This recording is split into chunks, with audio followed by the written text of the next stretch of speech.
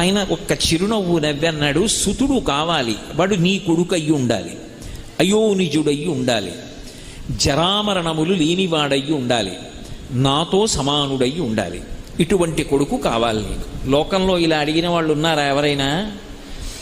భక్తికి ఎంత పరవశించిపోతాడు పరమశివుడు అన్నదానికి పరాకాష్ఠ నందీశ్వర వృత్తాంతం. తథాస్తు. ఇప్పుడు అయోనిజుడు కదు పుట్టాలి, భార్య కడుపులోంచి వచ్చేవాడు కాకూడదు.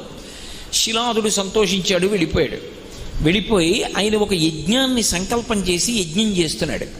ఆ యజ్ఞం చేస్తూ ఉండగా ఆ యజ్ఞకుండంలోంచి అకస్మాత్తుగా అగ్ని 1000 సార్లు దాని కాంతి పెరిగిపోతే ఎలా ఉంటుందో అంత కాంతితో ఒక బాలుడు పైకి లేచాడు. లేచి యజ్ఞకుండంలోంచి బయటికి వచ్చాడు. ఓ శివానుగ్రహంతో నాకు ఈ కుమారుడు కలిగాడన్నాడు. వాడికి ఉపనయనం చేశాడు. వేద విద్య అంతా